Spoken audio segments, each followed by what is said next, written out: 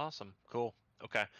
And I'm here. And I don't know what we did last time, but are you okay if how do you want to do like the interviews? Do you want me to drag him in first? Do you want me to drag him out? Do you care?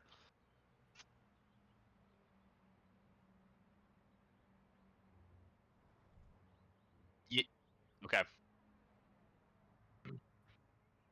Then I'll just drag him. You can do the second question, and then when they stop answering the second question, I'll be like, "Who do you want to think?" and I'll drag them out. That'd be cool. Yep. Okay. I see. Okay.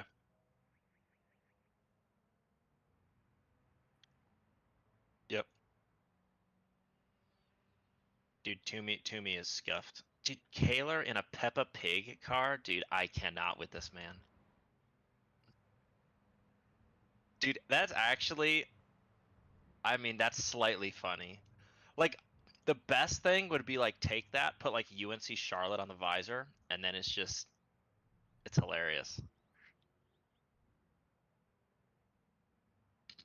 Yeah, dude, Toomey, like, you know how when a car is not there, iRacing just like defaults to the scenic cam? So I'm like watching cars normally, and then whenever I click on Toomey, it just defaults to like scenic, like he's not there. Like, yeah, whatever. I don't know, but anomaly, dude. I wonder if that's fine. Yeah, iRacing's gonna be. We're just gonna be like, and that final car on the grid. Yeah, he doesn't matter. He's a yeah. All right, let's see if we can finish this pasta before Matt goes live.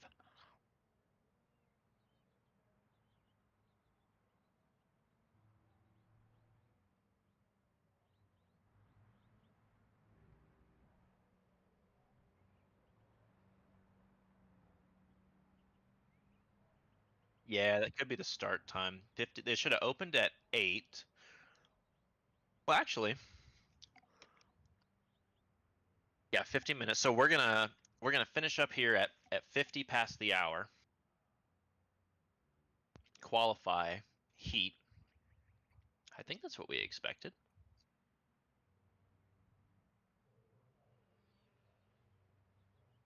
Should have removed fast repair. Fast repair limit 0. Okay, cool.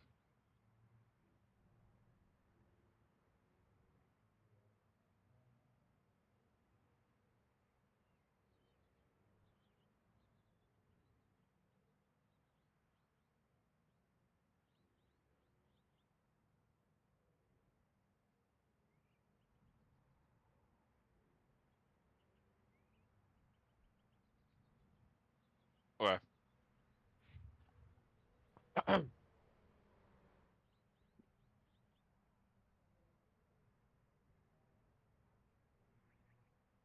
Hmm.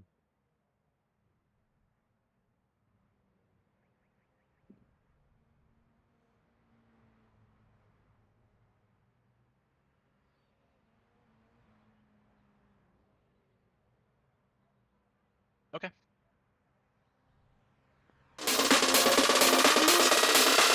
Yeah. Go!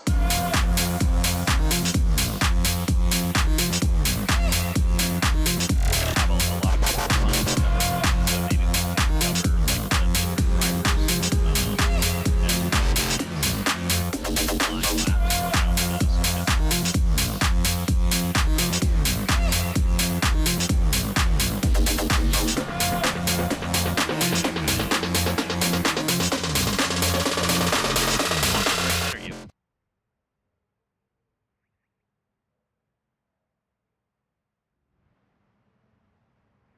Good evening here from the east. We're out in Japan at Okayama Raceway. international circuit here, the full course in our Toyota GR86 cars. It's me, Josh Crane, here with Matt Nordberg up in the booth. They're going to be bringing you the action tonight. And Matt, it's going to be very exciting for these cars because we've got a pretty good turnout in our summer series for the GR86 this evening. A lot of recognizable names right there. And on that track temp, we're going to test these drivers because it is 130 degrees on that track, as you can see, and that's going to be very tricky for these drivers. So they're going to have to manage their braking, and tire wear will not be so stressful as tire heat, and making sure that the outside of that tire, the carcass of that tire as well, is at the right temperature, the operating temperature. Otherwise, it'll be a little bit slimy and or greasy for these drivers. They'll be sliding around the corners, but it's all to come here, Matt. The drivers are going to be very focused as we get rolling here. What's your take as we roll into tonight? Thanks, Josh. I think tonight's going to be a really interesting race because I think this is a circuit that a lot of drivers have plenty of experience with. Okayama being really one of the first tracks a lot of drivers get experience in iRacing, being one of the free tracks for rookies. And it's pretty popular for cars such as the Miatas and GR86 Cup cars. So I think it's going to be a fun track to thrash these 10 tops around at as our drivers come out now for qualifying. I think we're going to be able to see some good racing throughout the field tonight, and I am especially excited to see some old series favorites making a comeback here tonight in the GR86 cars. Yeah, I think so. And you mentioned it. I was a bit remiss that Okayama is not in the names of historic circuits that we talk about typically, but it needs to be. It's generally very fun here when we have these drivers here stuck together. Very exciting to see them compete through these varying courses. You can see right there, it's got it all, Matt. It's a long straightaway down into a tight hairpin. The first sector has a very nice rhythm to it, and drivers can find a lot of speed there if they're smooth with their inputs, if they're thoughtful about how to get the car around there. And again, coming down to the third sector is a little bit tighter and a little bit technical, not unlike Summit Point, which is another good track to discuss. But yeah, Matt, I think this is going to be a fun track and an appropriate track for the automobiles that we've brought tonight. For sure, and I think you kind of mentioned it where it has almost aspects of different tracks, and I think it's really going to favor drivers who are consistent across all three sectors. Really, Sector 2 is kind of long, sweeping, very high speed. Sector 1 is very much, you kind of have the two hairpins in turns 1 and 2. And then Sector 3 is really flowing kind of left, right, left, and you really want to get in the rhythm for that sector. But as our drivers come around the start-finish line now to start their flying laps, we're going to see what kind of lap times these drivers can throw down tonight. As we have Carl Lemko from St. Louis University going down into turn 1 now. Yeah, that's a name that longtime viewers will recall fondly. And back there in the standard GR86 scheme, he's going to turn that car in. A little bit cautious on the wheel right there, but pretty good time to apex that corner, back off just on the rumble strips. And right here you can see he's working, probably not getting too much toe from the car in front on that screen, but you can see that nose drop down there. He's going to turn in this uphill. Oh, a bit of a slip there from Carl. He's trying to get all he can from those tires that we talked about and not quite able to get down on that curbing. But Matt, there's about 2 lines that are pretty quick out of that corner right there. Some drivers are going to try and hug that and go the shortest way around. Other drivers may try and take that long sweeping corner, opening it up a little bit and getting a top speed advantage here, which is right what you need as you come into this corner. Heavy braking, it's very slow. First gear in just about every car but these. Right here, gobble up as much of that inside curb as you can. Use the tarmac on the outside, get a very good entrance here. Again, a bit hesitant on the wheel there, Carl, so probably feeling that car out. We know that the Toyota, not as much feedback as some of these drivers would like through that steering wheel. And right there, back up on the curb. You don't need to be super fast here, but you do need a good exit because you need to be fast here. Off the final, third to last corner, he's going to be flat on the gas. Watch those revs. Not even a lift. Pretty good from Lemkool there. St. Louis University going to put it through the last corner and a bit of a slide. So that one looks like it'll be a bit of a lift for drivers, that final corner there, Matt. You can see it kind of opens up just a little bit. That car in front of him, I think, was Ian Brown. That's Drexel University right there. But Carl Lemkool, that's across the line for Carl. Looks like a 148 or so for that driver, St. Louis University. In fact, Jason Wallet coming in right behind him. So, yeah, Matt, as these drivers get their get their machines in order, they're going to be trying to figure out if they want to tow behind these cars and if that's good for any amount of time. Yeah, I think we saw it there. I think a lot of corners around this track are very similar to other tracks. I think the last two corners on this track are almost identical in some ways to the last two corners of the Red Bull Ring in Austria. You see Jared Kaler now with the first sector. And I almost think this kind of hairpin corner here, this high-speed right-hander, is very much like an inverse, I believe it's turn 6 at Laguna Seca when you're making that left-handed 180-degree turn up towards kind of the middle sector of the track with the corkscrew. So I think these drivers are going to really focus on trying to get good exits out of these high-speed corners, especially on this long backstretch where really the best opportunity to overtake on the track is now as Jared Kaler approaches there. Late on the brakes, a very good job keeping the car under control as he takes his Peppa Pig car around Okayama. And I believe if you're good on the brakes in this car, if you're able to keep the rear end under you, as we see a little bit of a slide from Kaler there, I think you're going to really succeed and keep the tires in their operating temperature. Yeah, that's correct. I had, Matt, the opportunity to do somebody had hosted kind of a 4-hour endurance event. It was actually at Summit Point. It was in these Toyota race cars. And I don't know if I would do it again, but I did learn a lot about this car. And right there where you saw Jared getting into that corner, it does provide a very, it's kind of stable if you are pushing up to about 80% into the corner.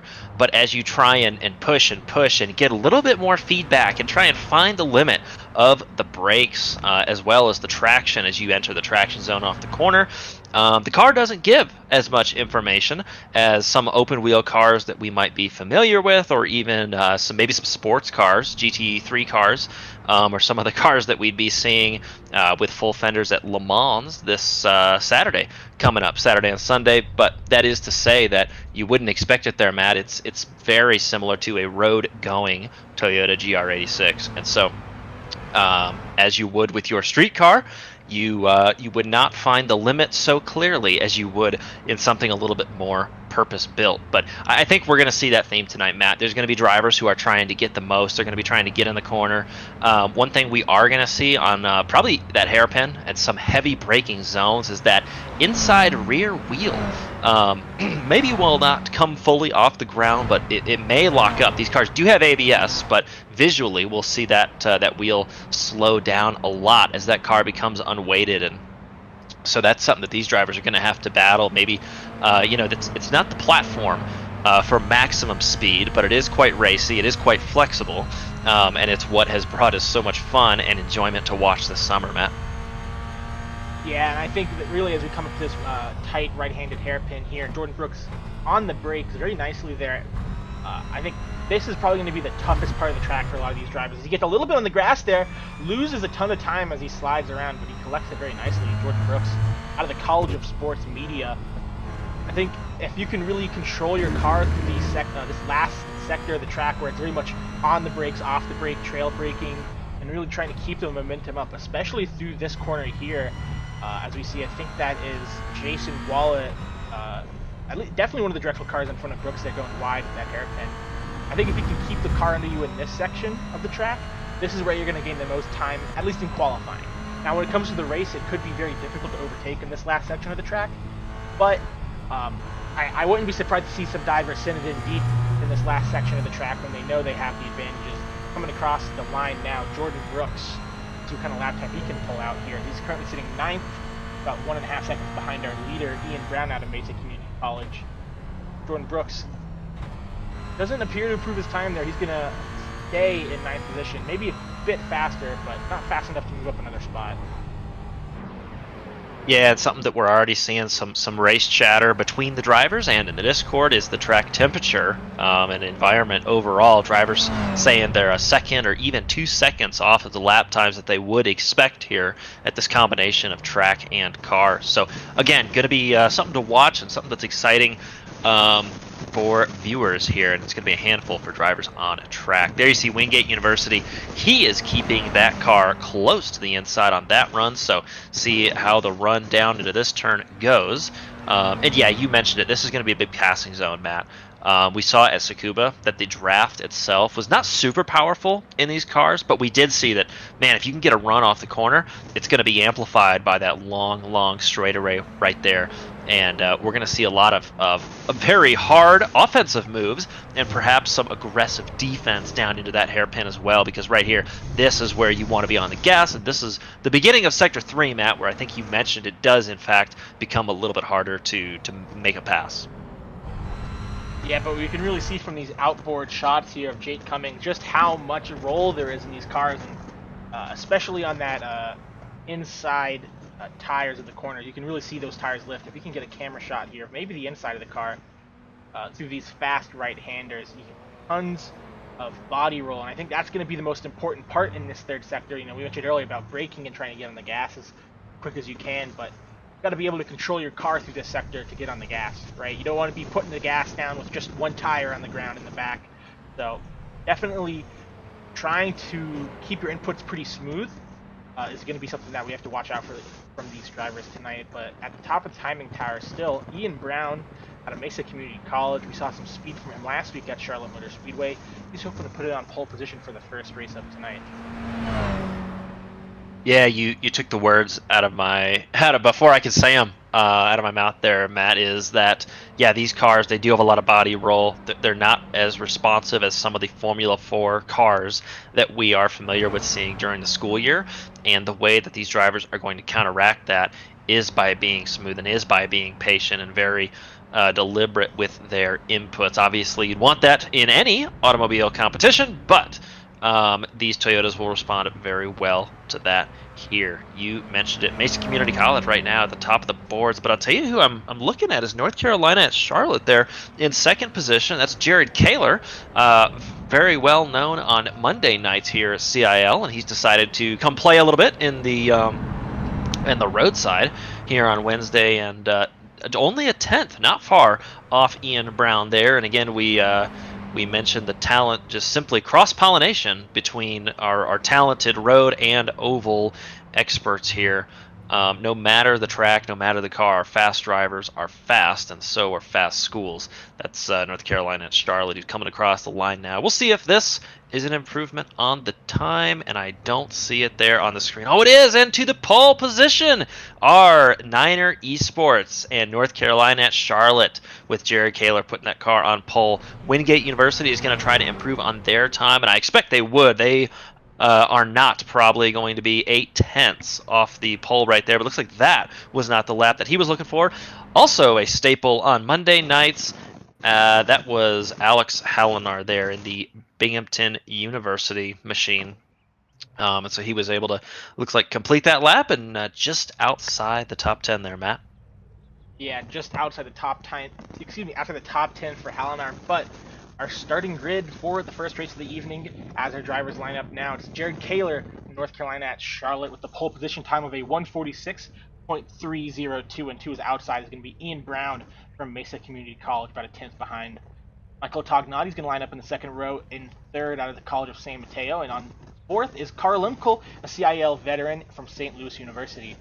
Jake Cummings from Wingate in fifth, and Alexander Diamond, who is outside from Drexel, in sixth.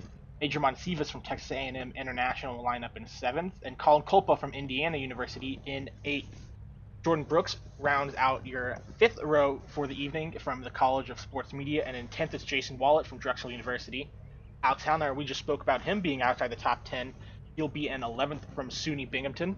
And Timothy Williams from Drexel is going to line up in 12th. A few more drivers who didn't set the best times they wanted to tonight. Peter Gaspich from Clemson University, he's going to line up in 13th. And in 14th, Thomas Toomey from the University of Virginia. He did not set a lap time. Looks like he got into the session a little bit late, but I do believe he's going to be gridding with the field tonight, starting at the back. Josh? Yeah, that is the full grid there, and you can see they're all ready to go. A good-looking group behind that Porsche pace car here. iRacing having just come out with some new updates, some new builds with their Season 3 release today. So all these drivers and us up in the booth as well, learning what we need to about that. And what these drivers are going to have a little bit different is, you know, the surface, the way that is modeled, tires, the way that's modeled, damage and air, all going to be updated here tonight. So very exciting to see what the result of that is. But yeah, we're coming down to it. You can see the pace car there is pulling off, and that leader, North Carolina at Charlotte, they will bring the field down.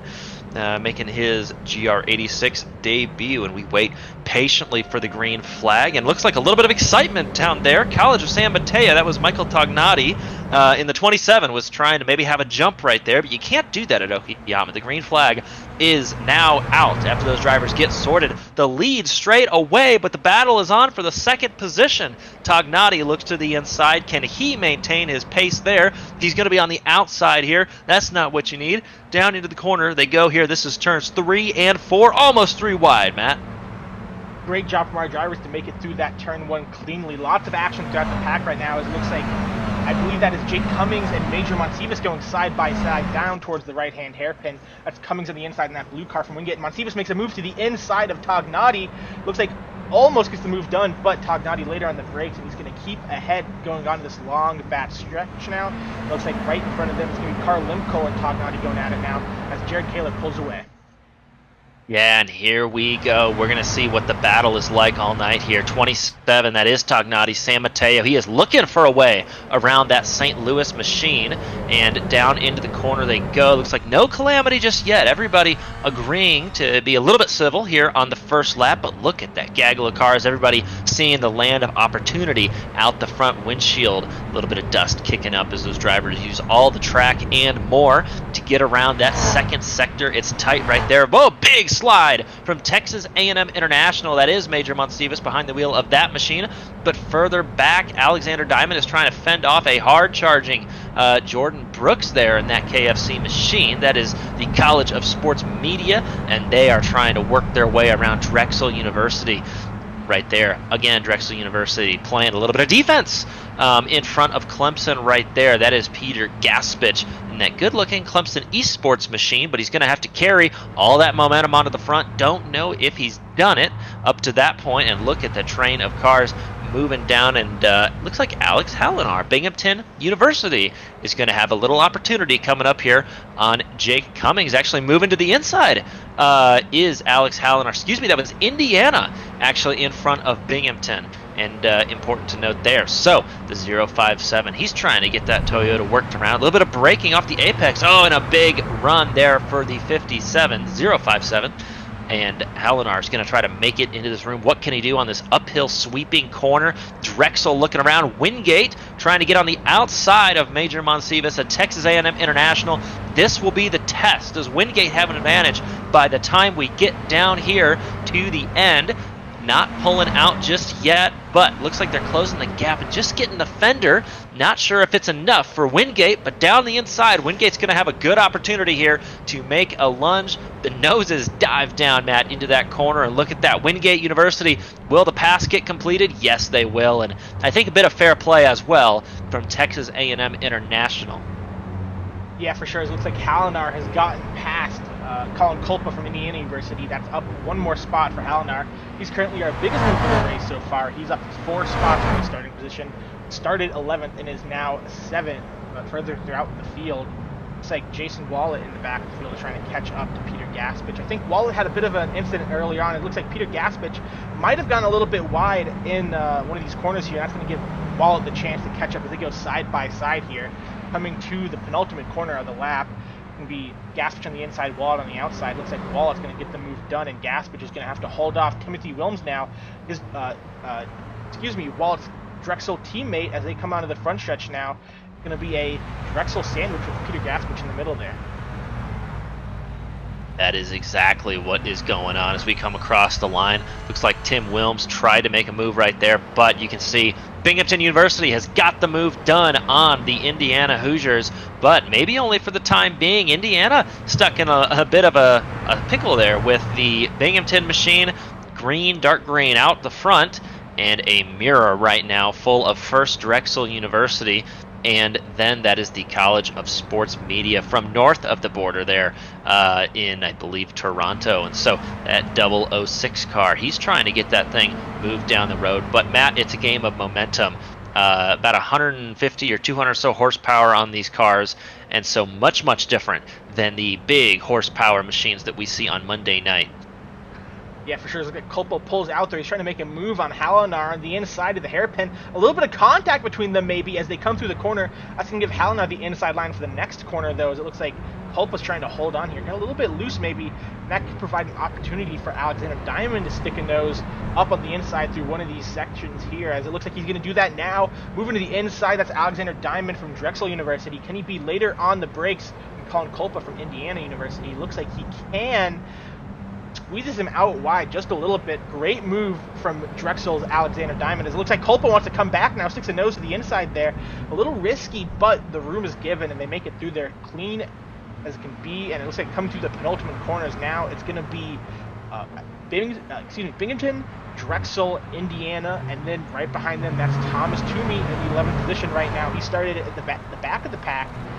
We'll see if he can make up any more spots if he's joining this 5-car fight now. It looks like Diamond is going to pull out on Halinar now. Alexander Diamond on a charge. Look at that. These guys are oval racers with the save for Diamond right there in the 49. Drexel University going to be around the outside, late on the brakes. You saw that car shimmy just a little bit. That's these cars, they do not like to hop on that limit right there. Didn't quite get it done, and nose to tail right there. Drexel University, he's going to make another move. Can Binghamton University hang tough on the outside? Can he maybe come back underneath? I don't know. Yeah, it's going to be a little bit of defense here from Drexel, and if Drexel can do this, they may have an opportunity to march forward. Diamond obviously having the pace, especially in this group, but right there down to the inside, Binghamton University is going to look on the inside. Indiana darts back to the left, and I think that's just defensive there from Binghamton in the green car. Looks like Diamond and Drexel, and a big push right there, a little bit of muscle from Binghamton to Indiana. He's going to lose out 2 spots in that exchange. The 006 falling in behind. As I say that, the College of Sports Media has a small off, and so it's all going on here, Matt, in the midfield. Yeah, for sure. You knew eventually something was going to have to give there with all these drivers fighting tooth and nail to every single spot here. I don't know if that was just Colin Culpa from Indiana running a little bit wide on the hairpin and kind of sending himself into the grass, or if he got a little bit of shove from Halinar, but we'll have to go back and check the replay, because I think there was room there. I just think that Indiana University's Colin Culpa got a little bit wide and didn't realize the grass was coming up so quickly. But elsewhere throughout the field now, Michael Tognati, he's under a little bit of pressure from Jake Cummings from Wingate University as the top 5 start to close in on one another right now. The gap at the front is about 0.7 of a second, but right now Tognati has Cummings 0.4 behind, 0.3 in closing. Yeah, Cummings will have the tow. This is Wingate University and that blue machine. Their job right here will be to get a good exit uphill off this corner, keep the momentum. They're going to want that apex speed.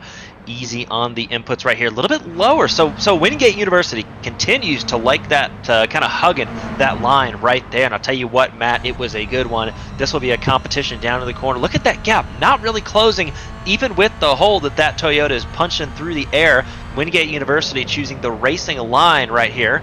And I wonder if that driver can put that car on the outside. Yeah, that was about as well as you're going to do it from Michael Tognati up here in position 4 and 5. These drivers know the drill, and just a little bit slow on the apex, and there's really nothing you can do as the following car right there.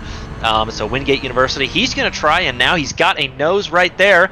Can Wingate University make something with this corner? Doesn't look like it, and closing that door is Tognati and the College of San Mateo, and a good little battle here, Matt. Yeah, speaking of battles, the battle at the front is completely heated up now. Jared Kaler from North Carolina at Charlotte is over the curb, almost gets sent into Ian Brown from Mesa Community College as they go side by side through the final 2 corners. Ian Brown has chased down Jared Kaler. The gap was at about a second earlier, and now that gap is less than 0.3. It looks like Ian Brown is going to want to try to make a move here into turn 1. 0.2. He pulls out of the draft, looking to the inside. Can't quite get there in the end, though, as further back Cummings is trying to make another move on Tognati, as Ian Brown is also still trying to make a move on Jared Kaler. It looks like Jake Cummings has gotten the move done for Wingate University on San Mateo, Michael Tognati. We'll see if Tognati can fight that one back. But story at the front of the field, Jared Kaler able to hold off the lead for another lap. Yeah, Jared Kaler's safe for now, but he's got to do a little bit more defense, and this is going to be where the following car has an advantage. Good on Wingate University taking over that 4th position. That was a hard battle between those two. This battle carries on. North Carolina at Charlotte is trying to stay forward, but you can see Mesa Community College, they are marching down. Here they go down into the corner and a switchover. So picking that spot right there. Can they get to the inside? No move under braking. Pretty fair from UNC Charlotte. He's going to try the crossover right here. He'll be on the outside again, and it looks like he's in a position right there. Just not much to do. It's a quick right, left, right. And that's all that we got right there. Yeah, that car trying to hook the curbs, trying to get any bit of speed right there. And by the way, Carl Lemkool has entered this one. But yeah, that's about what you're going to get there if you're North Carolina at Charlotte. Very tricky battle up front, and well done by these drivers. Yeah, speaking of overtakes, looks like there's going to be a move here from Thomas Toomey on Alex Hallinar as they make a little bit of contact going to that same hairpin. We just saw some action from our leaders, and Hallinar fights back for this right-hander here. He has the inside line, but Toomey's going to have a good exit coming to the penultimate 2 corners. Looks like he's going to get the position, and Toomey's up into the 8th position now. And at the front of the pack still, it's 1, 2, 3. Looks like Ian Brown's actually made a move in the final corner somehow. We'll have to get a replay of that. But, excuse me, that was further on in the lap. But we'll have Jared Kaler in 2nd position, and Carl Lemkool, I think he's really benefited from the 2 in front of him fighting, because now he's pulled to within a couple tenths of the North Carolina Charlotte car. Yeah, that's true, and I like what Kaler was doing a couple laps ago when we rode along. He was just trying to hook those curbs that stick up with the inside. That's a Miata trick that Kaler will know well, and UNC Charlotte will, and that's going to be one of the ways to be fast when those curbs present themselves. But right now, it's defense again for the 49er. It's going to be along the back stretch, and this time St. Louis University is looking to make the move. Kelly Moss racer, that's Carl Lemkool right there. So he knows how to get around the track virtually and in real life. He's trying to get that Toyota and just picking his time, not running out of time, Matt, but working lap 7 here. Going to be 2 to go when these drivers come across the line. So you don't need to force anything, but these drivers will be thinking about the conclusion of the race here coming up. For sure, and it's really, if you're Lemkool, are you thinking, am I going to try to fight for second here and maybe play this one patiently, or do I need to get past Jared Kaler as fast as I can to challenge for this race 1 win tonight? Because I think Lemkool, if he can get past Kaler here, has the chance to maybe get to the bumper of Ian Brown and make a pass for the lead. But that's all going to matter, or it's not going to matter if Jared Kaler holds Lemkool up for the next couple laps. As they come to the final corner of lap 7 now, only a couple more laps to go here in the first race of tonight. It looks like Kaler's got a little bit of a gap now to Lemkool behind him, but elsewhere through the field right now, it looks like there's a battle brewing between Alex Hallinar and Colin Kulpa. Kulpa just got past Hallinar, but Hallinar is charging back now, and he's hoping to get that 9th position back from Kulpa as they head down to the stripe. Yeah, these drivers are pretty familiar with one another on Monday nights in our Gen 4 series, and we've already seen the aggression between the two. And so in these last 2 laps here, yeah, I would expect some fireworks from these cars. We talked about getting that curb, grass doesn't matter. That Binghamton driver is going to get the shortest route around this track, and it may be a detour right there in Indiana with a mirror full of green. These guys are going to come down in the corner, and coming out of that corner, it's on St. Louis University. He's going to move. Jared Kaler doesn't want to give up anything just yet right now. Pushing down the backstretch is Carl Lemkool. What is Carl going to do? Does he want to pull out right here? No, he's going to stay in line, and that's not where he wants to make his move. So a little bit of gamesmanship there from St. Louis University, and Lemkool going to hang out a little bit, try and get Kaler maybe up closer to that leader and see if he can engage a little bit of chaos and take advantage. Yeah, I'm surprised that Lemkool wasn't able to pull out of the draft there and try to make a move to the inside of Jared Kaler. Kaler left the space to the inside. He wasn't defending it too crazily. Obviously, he had the middle of the track, but there's still room for an inside lunge from St. Louis University's Lemkool there. But I think Jared Kaler's just caught back up to Ian Brown from Mesa Community College. only a couple tenths, and I think Kaler is now looking to attack rather than defend as they come through the final corner now. Yeah, and I wonder if Lemcool was saying, you know what, I'm going to let these two drivers kind of duke it out, and then I'm going to wait there. The alternative would have been a lunge into that hairpin and would have lost so much momentum, probably would not have gotten a race win at that point. But right now, still an opportunity. So we're coming down 2 to go, this time by working on lap 9 of 10 according to our scoring tower. You can see right there, UNC Charlotte getting all the lines right, closing up on the back of that Mesa Community College machine. Let's not forget about that 4th place Wingate University car, who's had a very good drive forward up to this point, and the University of Virginia, Thomas Toomey as well. But staying on board, Matt, it's down into our favorite corner here. Lots of momentum and a great shot with Kaler as he's on board. That car full on the gas and a good exit. This could be it for the UNC Charlotte crew. Yeah, he's going to tuck up right underneath that wing of Ian Brown from Mesa Community College, just further throughout the field. Looks like Major Monsivas and falling down the field now. He might have spun, but at the front of the field, it's Jared Kaler. He's going to pull to the outside. He's going to try to make a move around the outside of this hairpin as Ian Brown deep on the brakes, right up against the curb. Looks like he's going to be able to hold off that challenge from Jared Kaler for now, but for how much longer?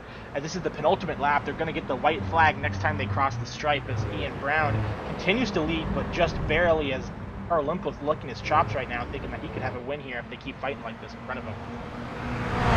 Yeah, he could, and that's what he was probably going for. He's going to see if these two don't create a hole that he can sneak through. Of course, the invert coming up here for the top 10 cars, so that will help his case as well. But yeah, Ian Brown right now, he's got a mirror full, and these drivers are coming down to the white flag. Just 2 corners to go, and I am seeing a trend that you have to have your front nose just about to the door, Matt, of your competitor there on the inside into that hairpin, to have a chance as the track moves back to the left. But you saw right there, Kaler that time by didn't, but here we go. The train moves down into turn 1. Everybody swerving for position. These drivers trying to get every advantage they can. Turn 1, a long sweeping right-hander grabbing all of that curb is North Carolina at Charlotte. He's going to keep that car nice and tucked in. St. Louis University still very much in play in that white machine right there. Going down into the second corner. It's going to be a big game of who can brake later. And defensive is Wingate University. I don't know if I would have done that. Maybe he feels like he has to, but that's going to give an opportunity to North Carolina at Charlotte. Comes back across the nose. That would not be well received on oval, but here we go. It's on road. We've got a chance. Side by side, and Matt, this is a great opportunity for Kaler, and Kaler knows that he's got it done here. Yeah, but they're going side by side, door to door right now, coming down to the hairpin. Ian Brown still on the inside, late on the brakes, a little bit of contact between the two, as Ian Brown does a fantastic job defending the position, but that Kaler hangs on tight around the outside. He's going to get on the curb coming through this corner here, and he's still going to be on the inside for this next left-hander. And look at Carl Lemkel sniffing a nose, sticking a nose in there, excuse me, as they come through this back stretch here. Looks like Carl Lemkel's trying to find a spot as Jared Kaler and Ian Brown go door to door still for what feels like the umpteenth corner in a row, as Jared Kaler gets the move done, and Carl Lemkel is going to try to get the scraps here on Ian Brown. But Jared Kaler, fantastic racecraft from those two in front right now as they come to the final 2 corners now. Yeah, that's what Lemcool wanted. Don't know if he's able to capitalize right now, but it looks like, barring the final corner, North Carolina at Charlotte will take a well-earned victory home across the line here at Okayama in the first heat. That is driver Jared Kaler and Niner Esports. They're going to put it across the line, but cannot forget to mention a stellar drive from Mesa Community College and Ian Brown. Very well done. And last step of the podium, Carl Lemcool, St. Louis University, behind the wheel there. But man, yeah, solid move, Matt, from Kaler there, and everything he was able to do. I cannot believe we get to run that back for 10 more laps. Yeah, that battle at the end there with Kaler, Brown, and Lemkel was just incredible. I couldn't get the words out at times as they went door to door for, I believe, 5 or 6 corners in a row there, touching pretty much the entire time as well. So just fantastic racecraft from those drivers, and plenty of respect shown between them as well, as they still have another race to run next to each other. So that's not the last time I expect to see them battling it out like that, as a couple drivers now coming across the line still, I believe.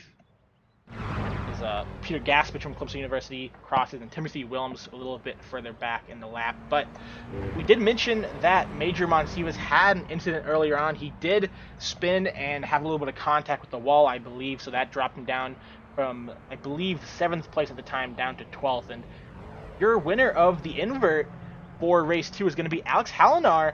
He prevailed by 0.5 of a second over Jordan Brooks. So Alex Hallinar is going to be your pole position holder for race 2. Yeah, that will be one to watch. But speaking of winners right now is UNC Charlotte, North Carolina at Charlotte, and Jared Kaler up in the booth. Jared, you got a copy. I got you guys. Man, that was very fun to watch. And walk us through that last lap. Obviously, it looked like the advantage was to be had maybe on the outside of going into that hairpin. Not so intuitive, but that track turns back to the left. So is that a correct assumption for our viewers at home? If you can outbrake him, then yes. I mean, if you can, you need to have that nose on the or to the left of the driver coming off that corner. And it's pretty difficult to do that into that hard braking right-hander. But I knew I was like, I just need to keep my nose next to him coming out of the corner, and I'd have a shot to win it. And fortunately, I was able to brake deep enough and get it to rotate enough, and I was able to just stay next to him enough so when it swung back to the left, I was able to get to the inside of him. Yeah, great race, Jared. It's fun to watch up here in the booth. We saw you kind of, in the middle of that race, kind of fall back a little bit. You had a pretty solid lead at the start of the race, maybe about a second, and then Ian Brown was able to claw that back from you during the middle section of that race. Were you struggling with tires at all? We know this track temperature is very hot today, and I think a lot of the drivers were caught off guard by how hot the track is. Is that playing with your tires at all?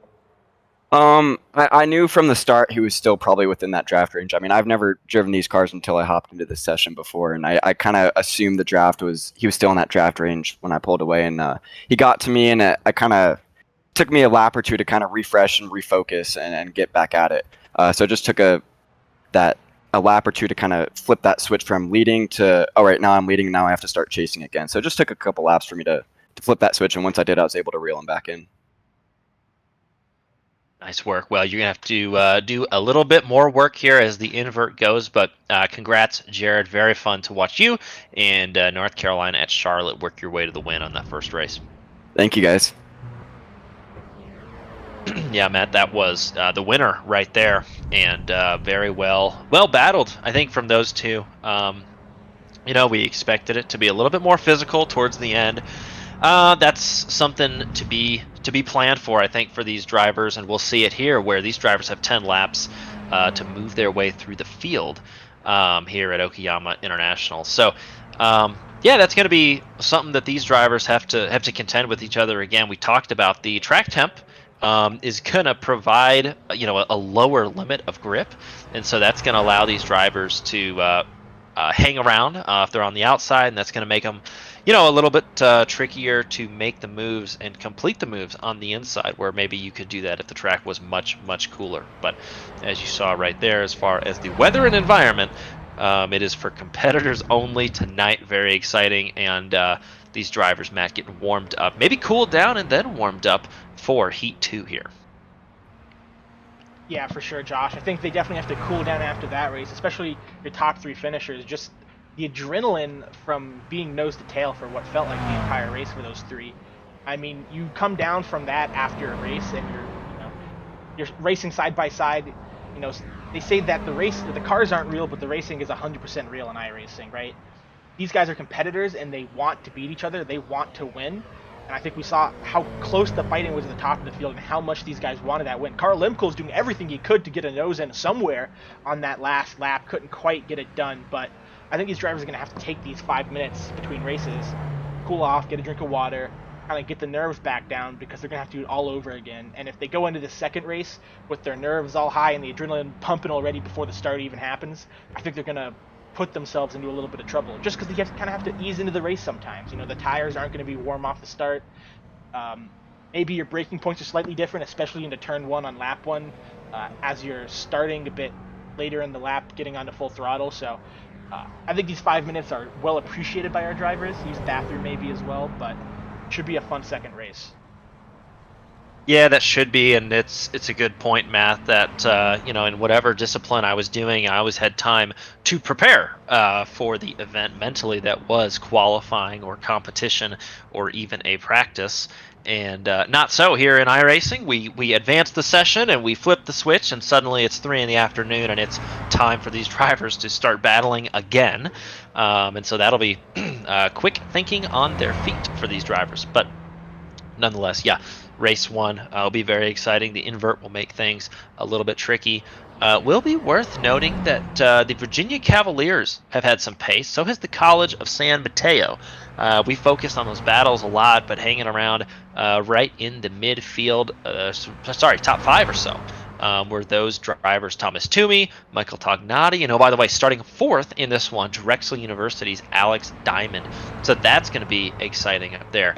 Oh, and by the way, Matt, very excited as well to see Halinar and Culpa. That was the Indiana machine and the Binghamton machine that we saw fighting pretty much that whole race. Drivers not afraid to be physical with it. We know they are used to trading their paint on ovals, doing so on road tonight. And looks like Drexel University as well will actually start from the 2nd position as well as the 4th position. So that'll be an opportunity for that group. For sure, as we get a look at our starting grid for race 2 tonight, it's going to be Alex Halinar starting on the pole position. Benefit of finishing P10 in the first race. You get P1 in the second. To his outside is going to be Jason Walt from Drexel University. And in third, Colin Culpa from Indiana. Jason's Drexel University teammate and Alexander Diamond will start behind him in 4th. And Thomas Toomey, the Cavalier from the University of Virginia, will start 5th. Michael Tognati from the College of San Mateo is in 6th. And Jake Cummings, we saw him charge through the field in that first race, is going to start in 7th. Carl Limko finished 3rd in race 1, will start 8th in race 2 out of St. Louis University. 9th, Ian Brown from Mesa Community College. And 10th will be Jared Kaler. He won race 1 in exciting fashion. He's going to try to do it again here in race 2, starting from the 10th position from North Carolina at Charlotte. Jordan Brooks from the College of Sports Media will start 11th. Major Monsivas, he had a late spin in race 1, will start 12th with Texas A&M International. The last couple cars on your grid this evening for race 2, Peter Gaspich from Clemson University will start 13th, and Timothy Williams from Drexel will be 14th. We saw he had some pretty major damage as these drivers get ready to go green here for race 2. Yeah, that was, and you know, you hope the races are clean, but not everyone can be clean there. If you're a driver, there's a lot of risks to be taken, and we have seen that in these cars, yeah, you're going to have to force the issue a little bit. But coming to the first turn, you can see Binghamton University, and we'll see if we can get a clean start here. Drivers knowing that this is the opportunity. Yeah, Mesa Community College, they are ready to go right there on the outside. Who will try and jump the start, if anybody? Actually, Mesa looks maybe moved a bit far up. We'll have to see if there's any action there, but Binghamton University, for the time being, unbroken into the corner there. 3 wide. Mesa Community College, big move on Drexel right there. I think that was contact, but the Virginia Cavaliers actually come out on top of that one in your 4th position. 5th place will be Mesa Community College, followed closely by the strong competitors from Wingate University. They are going to be on a charge forward as well, and Binghamton University and Alex Hallen are up at the front trying to get out of Dodge as fast as they can. The battle continues. Back, Alexander Diamond from Drexel. He's on the outside. A big move right there. That is the green machine that was your leader. Now, Major Monsivas tries to move around the outside. Clemson goes to the inside. Binghamton having a little bit of trouble right there. Meanwhile, Texas A&M International moving along, and UNC Charlotte doing the same move down to the inside there, and as well for the battle for 2nd. That is Jason Willott trying to get his momentum up and trying to keep a lot of room given, and conceding a number of positions is Drexel University to the competition here. So Indiana and the Hoosiers, Matt, are leading this one as we go through and look at the action. Yeah, pretty exciting start to this race so far, as it almost looked at the Indy 500 going through right off the start there, as Jason Willott under pressure now from Jake Cummings from Wingate University is at the front of the field. It is still Colin Culpa from Indiana at the lead. Right now it's Alexander Diamond fighting with Jared Kaler from North Carolina at Charlotte. Kaler in that light blue Peppa Pig car. Drexel car on the outside right now, going into the penultimate corner of this lap right now, is Jared Kaler up on that curb as he has Carl Limkel right on his tail. And Carl Lemkel's hoping to get a move here as soon as he can because he knows he has pace. We saw it in that first race, but at the front of the pack right now, Colin Kolpa, he's got a mirror full of Cavalier right now as Thomas Toomey at the University of Virginia looks to his outside going down into turn 1. Can he get late on the brakes? Kolpa, Toomey, looks like there might be a switchback move here potentially. No, Kolpa defends it well as it looks like Toomey cuts back inside now, and Ian Brown has had a fantastic start. He's up to 3rd right now after starting in 9th at the start of the race. Indiana doing their best to stay on the inside at just about every corner. Done a good job up to this point, but here, oh, and a big contact right there between the two. But down into the corner, Kolpa is going to have to get it figured out late on the brakes. You see that car shivering. I think he had some opposite lock in that machine right there, and it is a drag race between these two cars up over the hill, past the crest and off the corner, and Mesa Community College trying to figure out who are they going to follow into line, and it looks like it's going to be Indiana. So suddenly on the straightaway, Thomas Toomey with the momentum. He will have an advantage into turn 1, and is Mesa Community College trying to do something here? No, Thomas Toomey closes the door. Big contact between Indiana right there. Don't know if they were maybe a bit surprised in that instance of pulling out his Mesa Community College, maybe for a move right there. Great onboard shot of the mirror of Thomas Toomey, but if only for a moment. A couple tenths between all the cars up top. Virginia, Mesa, and then Indiana, your top 3. Yeah, it looks like Ian Brown had a little bit of a dive bomb into the hairpin there, and I think he just clipped, I believe, Colin Kolpa coming out of the corner. I think as well, there might have been contact with Toomey there as well, but in that 4th position right now, look, it's Jared Kaler. He's gotten past a couple more cars, and he's right on the tail of this lead pack right now as Thomas Toomey comes around the final corner. He's looking in his mirror right now. He's got a charging Ian Brown, as well as a charging Jared Kaler, as well as Carl Lemkel, and Colin Kolpa is going to try to fight this back as well as we go down into turn 1 now. Ian Brown looks to the inside now, a late move there. He's going to try to be later on the brakes than Toomey. Ian Brown deep on the brakes. He's going to push Toomey way off the track, and they both go off the track. Ian Brown and Thomas Toomey off the track. That's going to give Colin Kolpa the lead again as Jared Kaler swings past Ian Brown.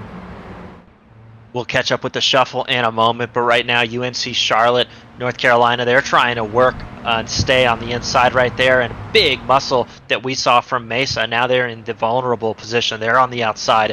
What will UNC Charlotte do? Yeah, it looks like they'll close that off and then stay in very tight. UNC Charlotte knows that they need this position to stay down, and Indiana doing a great job right now to run away from this pack with a little bit of clear track ahead and the opportunity to use the racing line.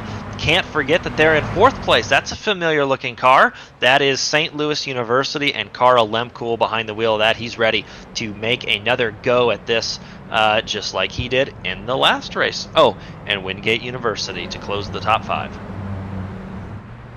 Yeah, I think the big loser in all that, Thomas Toomey. I think Ian Brown just got away with it. I think there was a car there off the side of the track. It was Colin Kolpa. Colin Kolpa has crashed coming into Sector 3 of the track right now. Front bumper flies across the track, but Kolpa is out of this race right now, and Jared Kaler inherits the lead. And behind Kaler, just a gaggle of cars fighting for position. As looks like Wingate University is trying to make a move there on Lemkel a little later on the brakes, but we'll have to get a replay of what happened to Kolpa as he is out of this race most likely. Yeah, Indiana caught a bit of grass there maybe, or curbing. We'll have to see, but right now your leader by over half a second. North Carolina at Charlotte. Mesa trying to close the gap, so those two drivers picking up where they left off and picking up where he left off. Carl Lemkel is in 3rd place, but not for long. Can Wingate University make a move here on the inside? Looks like they've got position up to this point. Carl Lemkel breaking a little bit early, but where do you put that Toyota? Because again, Matt, that track moves left and right so much. If you cross over, you're out of position again.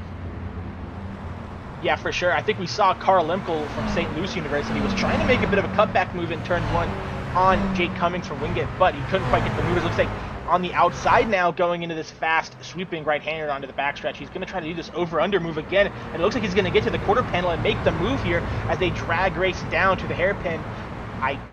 As they go side by side, and I think further up front, I think Ian Brown is catching Jared Kaler bit by bit, tenth by tenth, as looks like further back in 4th place right now. That 5th, that is Thomas Toomey as Jake Cummings looks inside of Jake. Oh, contact there between Ian Brown and Carl Lemkel. Looks like Lemkel got a little bit deep on the brakes. No harm, no foul, though. Just a little bit of rubbing, and that's racing as they go through this 3rd sector now, Josh.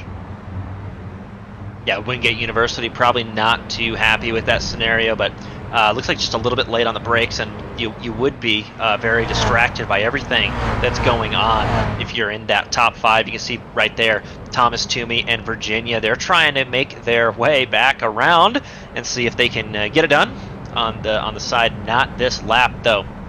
Meanwhile, all this battling means North Carolina Charlotte has actually extended that lead, notably up over a second now. But the battle on your screen is the tightest. Thomas Toomey is trying to go to work again on Jake Cummings, and these drivers have battled before here. They're going to do it down into turn 1. And you know, Matt, there's just no draft to be had. You can slipstream all you want, but it's really not as effective as we've seen in some of the F4 cars or any of the other cars there. Yeah, pulling out Thomas Toomey. He's going to have to slide back in line. And big contact. I think it was a slide, Matt, from the Wingate machine. Yeah, they go side by side in this next corner, still bumping doors on one another as it looks like a little bit wide from the Wingate machine there, as Thomas Toomey is going to promote himself into that 4th position and set his sights on the podium for race 2. But Jake Cummings has something to say about that as he looks outside of this corner here. But Thomas Toomey is going to hold that curb, and he's going to try to prevent that switchback by staying tight to the inside line. A little bit of contact maybe there, trying to push that rear bumper that Wingate University car is, and he's trying to use this draft all the way down this back stretch. You get a great shot from the inboard camera right now under that rear wing of the Cavalier of Thomas Toomey from the University of Virginia, as Toomey's slightly sliding over to the left. There, contact between them as they go into the corner, and Toomey is still on the brakes. He's going to have the inside line here, but a valiant effort from Wingate University as he holds around the outside. He's going to try to get this move into the next set of corners, but I think these guys are getting a little bit impatient with each other, a little bit of rubbing. I think Wingate's going to have some serious beef with Toomey for coming over on the left side of the track like that, down into the hairpin. Yeah, I think the beef will be mutual. Right now, the action is full on. These drivers having a little bit of history, and surely will not be sharing friendly messages after the race here. But back in the corner, yeah, I think that Virginia did that move maybe just before, just under braking. It's not uncommon to come back across the track, Matt, but he would say that Wingate had a few transgressions before as they went through that first sector, you'll recall. So, yeah, 2 drivers who are really trying to get the most out of their cars. And looks like right now Virginia on top for the moment, but this will be one to watch. A little bit further back, if this continues, it's going to be Texas A&M International trying to break into the top 5 spot. In fact, I think he's arrived on the scene right now. Wingate University now going to have to transfer a little bit to defense, although that worked pretty well. Just let your friends hop off in the grass there. Yeah, I think that going back to the incident with Toomey and Cummings going into the hairpin, I think Toomey, you know, his move was fairly gradual over the left-hand side of the track, just kind of drifting over. I don't think the stewards are going to have anything to say about blocking or moving under braking, but look how close this field is right now. All across your timing tower right now, you see yellow for fights going up and down the field. Look at these cars nose to tail, all the way back to 9th place right now. These drivers are not giving an inch as Major Monsivas continues to try to hunt down Jake Cummings from Wingate. Yeah, that's where he's going, and right now Wingate University, in fact, has moved up a little bit, and you can see it turn orange on your screen, getting closer to Virginia. But I'll tell you who else is getting closer is the College of San Mateo. That is a fast car that we've seen tonight. Hasn't moved up as far as we've thought, but making a move right there. Yeah, Virginia is still playing defense here, and a pretty kind battle for the 6th position at well. Oh, and Wingate University trying to stick a nose. And I think that's been figured, Matt, is if either of these drivers, Virginia or Wingate, are behind each other, you know, and have a run through the center of the corner, because those car speeds will vary depending on the line that they take. I don't think the driver behind will be in the business of lifting, and so it will be up to both of them to keep those cars pointed straight amidst the contact, and I assume there would be contact down into turn 1. Wingate University, again, going to use all that curb. He's going to try and get to the outside. Thomas Toomey, though, focused forward. He's trying to see if he can sneak up on that St. Louis machine, but both drivers about equal on pace right now, Matt. Yeah, speaking of battles elsewhere in the field right now, Alex Hallinar, we saw him have a spin from the lead earlier. He's trying to claw his way back into the top 10 right now on that rear bumper of Jason Walla from Drexel University. These two started on the front row. They're now 9th and 10th, or excuse me, 8th and 9th, I should say. So still plenty to play for these drivers. They might have fallen out of that front pack after the start of this race, but these drivers will not stop. Look how many cars are in your shot right now. Fights all up and down the field. It looks like Calinar is going to pull to the inside of Wallet here, coming down to the hairpin, late on the brakes. A little squirrely under braking as well, trying to stay out of the Drexel University car of Wallet, but good job by Drexel staying to the outside and keeping a car to the inside line here for the next couple of corners. And I think Calinar, it's going to be tough for him to fight these next couple of corners because he's on the outside of all of these corners right now. But Tognati is another one of their drivers trying to make a move into the next corner. That's going to be unsuccessful on Major Monsivas of Texas A&M International. Yeah, that is, and back up at the front, it's now a 3-car battle for that final 3rd position. So we've talked about Virginia, we've talked about Wingate, they've now caught that St. Louis University car, and all of a sudden, Matt, they are both going to try and make their way around. Yeah, for sure. One thing I want to mention is at the front of the pack right now, as looks like Thomas Toomey looks to the inside of Carl Limkol, making a move down into turn 1. Like Limkol's not quite going to be able to hold off. Maybe he will actually, as looks like Thomas Toomey can't quite get the move done in turn 1, so they go through turn 2 now. Looks like Thomas Toomey in the gravel, actually. He's going to lose tons of speed there. Kept his foot in it, though. You can see how loose he got with that low traction gravel right there as they move down to this fast sweeping right-hander. Carl Limkol still in the lead right now, but will Toomey get the run off the corner and use this draft? It looks like he's going to get to his outside bumper, actually. A great run from Toomey in that corner. He's going to set himself up well for a move potentially around the outside of Limkol, coming down into the hairpin as they go side by side. This is what Jared Kaler talked about, being on that outside, seeing if you can outbrake your opponent. St. Louis University is going to be a tough customer in this instance, but trying to get that car rotated. Don't think he got it right there, and now player 3 enters the chat. Wingate University on the outside. Yeah, not much to do there. Both cars going off the track, and you can see Wingate trying to cross it over. Nothing doing there for the time being.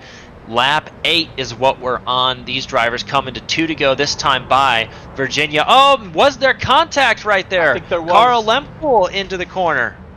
Yeah, it looked like Toomey got deep under the brakes and late maybe on the brakes as well, as I think Carl Lemkel just got a little bit of a love tap from the Virginia Cavalier of Thomas Toomey, and I think that's going to put a damper on Lemkel's race. He's been so quick tonight, and just to be put in a position like that, but obviously we'll have to see the replay and confirm if there was contact there. Camera angles we had at that corner at the time, not quite conclusive, so we'll get a replay of that momentarily. But Jake Cummings now, he's going to try to sneak himself into a podium position. Might be a little bit of damage to that nose of Thomas Toomey. You see a little bit of that front bumper not quite attached properly to the chassis of that car, so we'll see if that damages him at all. But also throughout the field, Michael Tognati, he's trying to make a move on Major Monsivas right now for the 5th position. Yeah, that is ongoing right there for those drivers. And maybe is worth noting, Matt, a couple things. Oh, big battle into the corner. A&M International, they're on the outside. Is there a defense to be had? I don't think so. College of San Mateo politely moving their way through on the inside. Actually, you know what? Here comes Major Monsivas back on the outside. He's going to try and do his impersonation of Jared Kaler in North Carolina at Charlotte. Can that A&M University machine get around the College of San Mateo on the outside right there? Big under braking. That's going to be the 27, who actually maybe he was very polite in that exchange. And it looks like College of San Mateo will have to fall in line through the 2nd sector.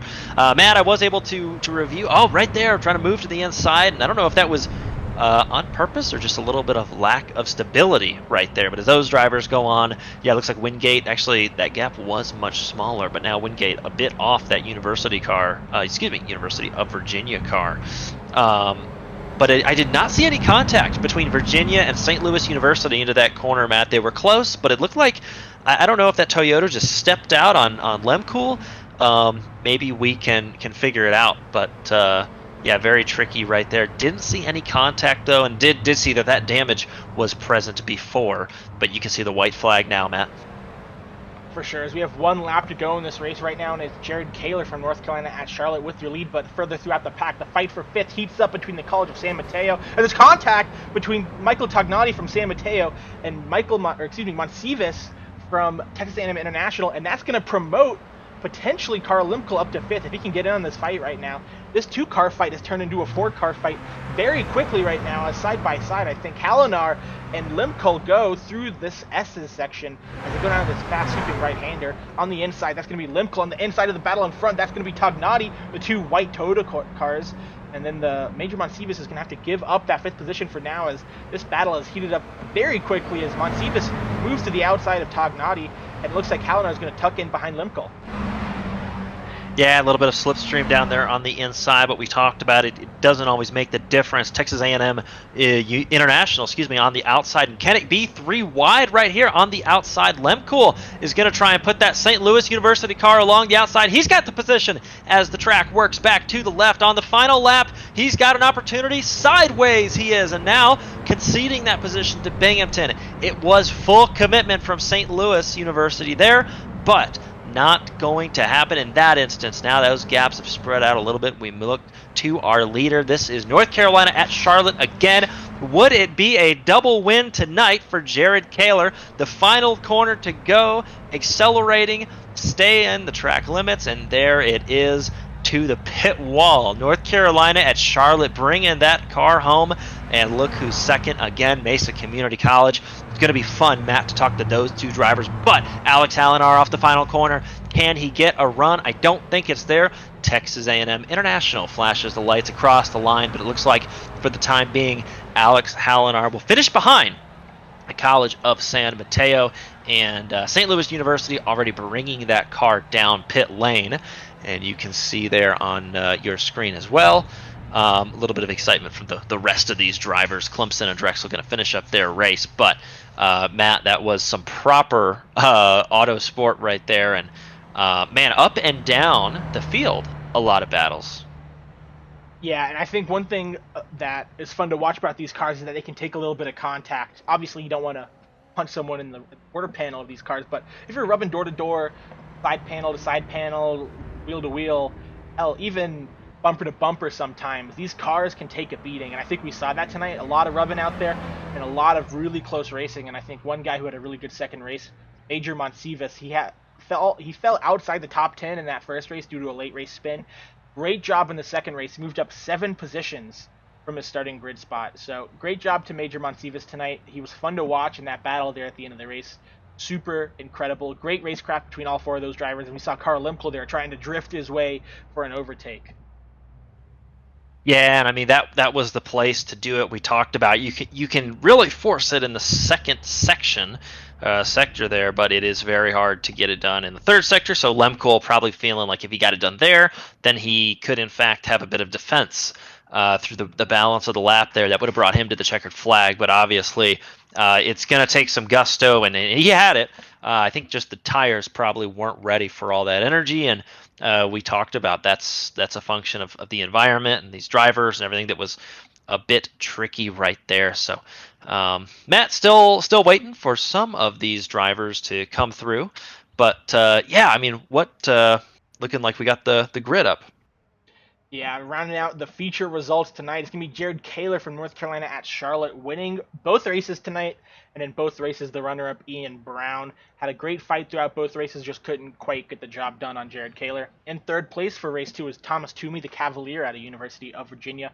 Had a great fight throughout the race, a little bit of contact, potentially contact. We'll have to hear from him as well, see how his race turned out. Jake Cummings had a great second race as well from Wingate University in 4th.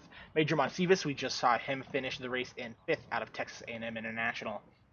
Michael Tognati had a very eventful race representing the College of San Mateo in 6th, and then Alex Halinar started on pole position for race 2, and he finished 7th.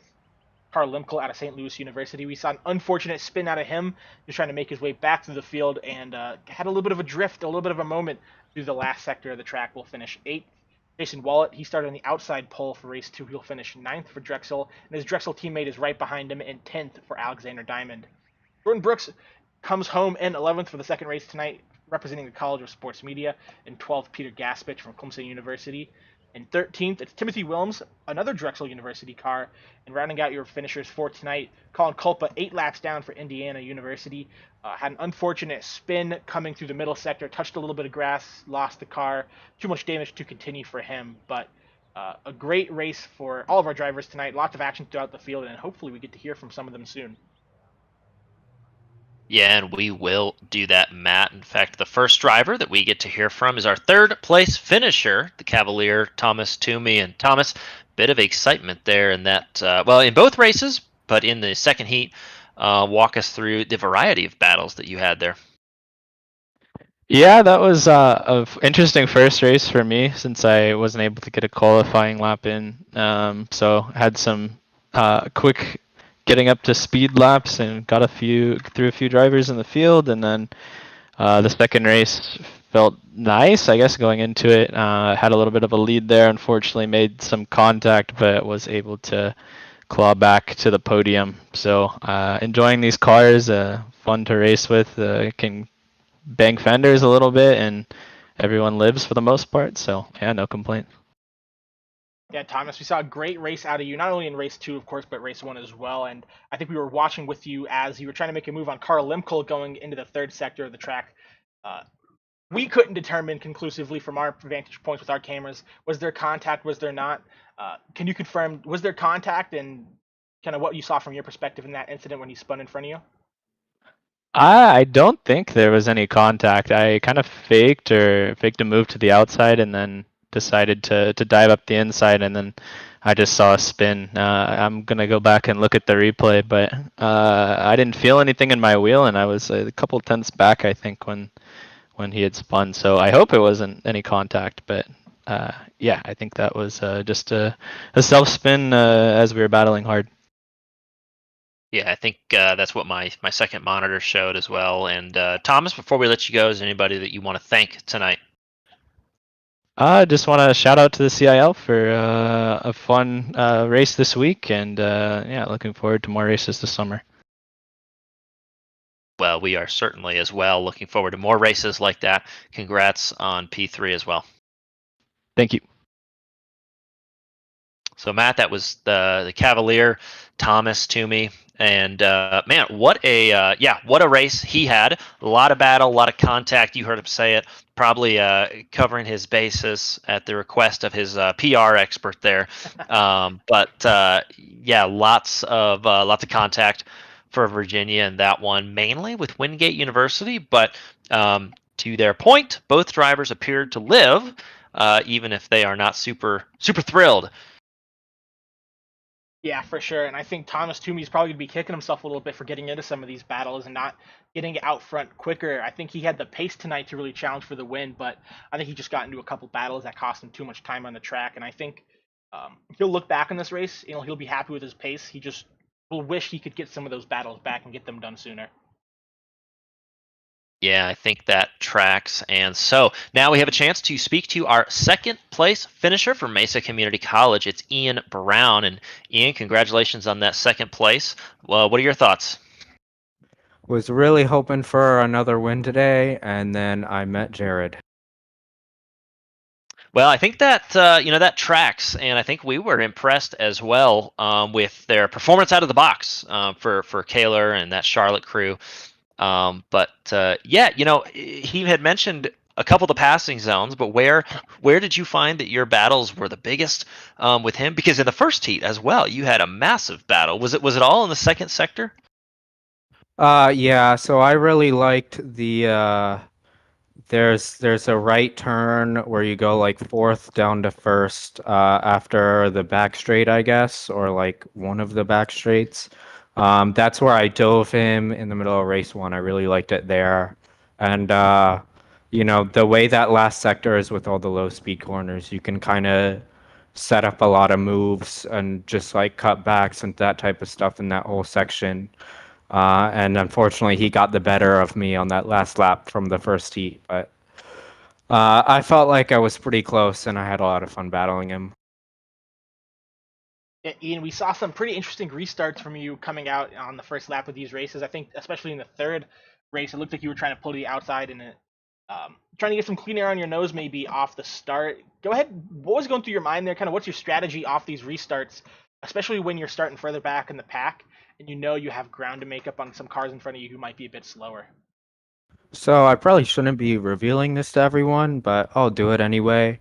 I like to offset my car on the restarts so that I can see the leader. Because when everyone is double file and they're looking at the car ahead, they're reacting to the car ahead, who's reacting to the car ahead, who's reacting to the car ahead, and those reactions keep stacking, whereas I'm reacting straight to the leader because I can see him. That's why I got such a good start, because I could see the leader go and I just went. So that helped me immediately. And yeah, I mean, Sonoma, I felt like it did a pretty good job. I feel like I'm pretty decent at picking up spots off the start, but for the launches off the line, that's how I do it. Yeah, and it was a lot of pace, no argument there, right out of the box for yourself and for Mesa. And before we let you go, is there anybody that you want to give a shout out to? I'll shout out you guys for putting on these events. I had a lot of fun this week. Well, we tend to have a lot of fun as well, and always exciting watching you guys battle on the broadcast. So, thanks, Ian, and congrats on for yourself and for Mesa Community College on that solid second place finish.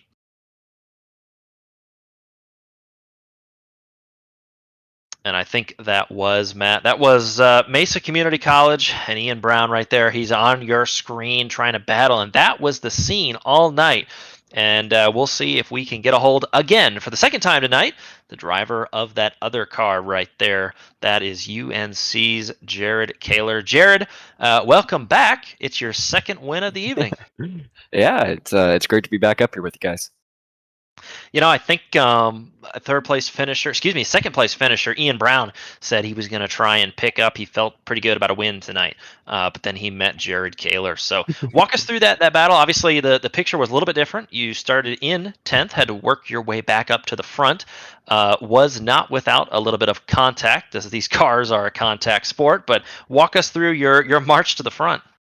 Yeah, I knew I kind of wanted to take it a little bit calm, and then I saw Ian get 3 or 4 cars in front of me, and I was like, oh man, this is gonna be tough. And I knew if I just stayed calm and kind of picked him off slowly but surely, I could kind of stay in touch with him with the draft. And I got a little bit lucky there with some cars spinning off and whatnot in front of me, and I was able to get to that front pack. And then there was like some contact with a couple people, and I felt like I was just like gifted the lead. And I was like, next thing I knew, I was like, wow, I'm winning this race right now. And from that point on, I was just trying to hit my marks and go from there. But I guess it shows that us oval guys do in fact know how to turn right sometimes.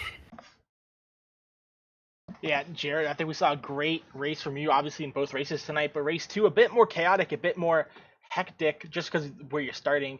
Obviously, we just heard from Ian Brown talking about some of his strategies off the restarts, trying to get an eye on the leader and seeing when he goes. You do anything similar in restarts? Are you watching the car in front of you, listening to the spotter, or are you just looking for the leader? I mean, I was just trying to follow the guy in front of me, honestly, and I look ahead and I see everyone else start going, so I kind of anticipate that, and I try and anticipate when the guy in front of me is going to go based off of what I can, as far ahead as what I can see.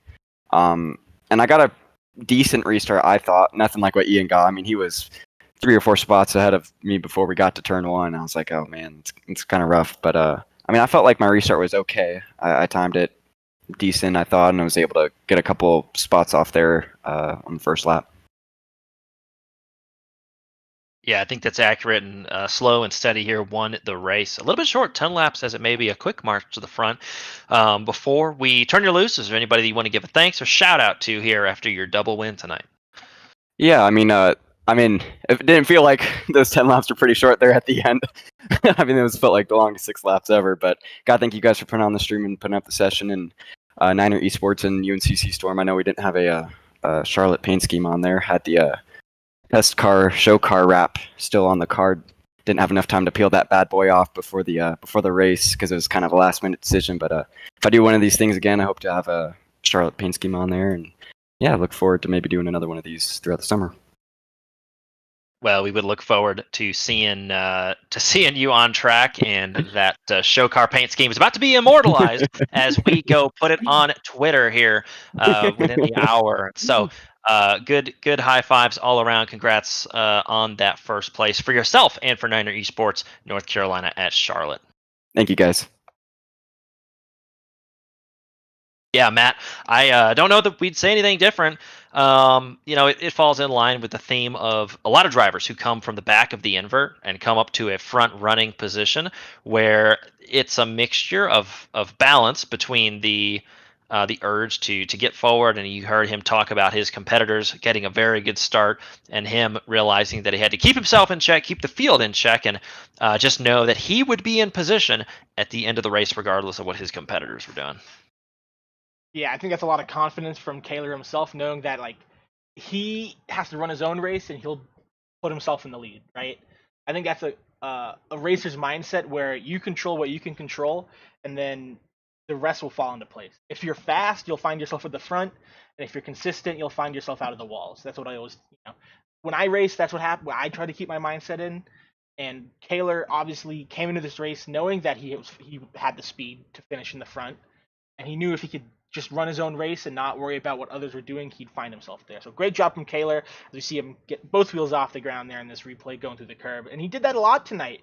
I think he really took advantage of some of these curbs when other drivers were maybe a bit too afraid.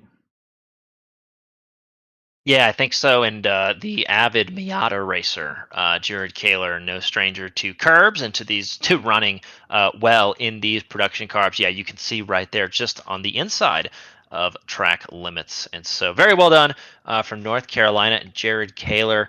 And Matt, we will be on the same time next Wednesday, 9 p.m. Eastern, this time at where else but Laguna Raceway, continuing the trend of free tracks here on iRacing for our summer series. These Toyota machines are going to be pounding around that California venue. A little bit of a home race for Thomas Toomey, the Virginia Cavalier. Right there is where he is from. With a few laps on that track in real life. But before we get there, Matt, can't forget that 9 p.m. Eastern Monday night. The Gen 4 cars are back at it. High horsepower, going to be going around, and it's going to be very exciting as usual for all those drivers and for viewers alike.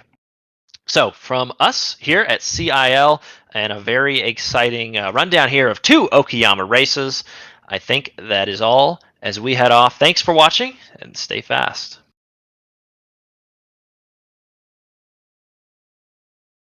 Well, did you want me to send it out right there, or do you want to say something else?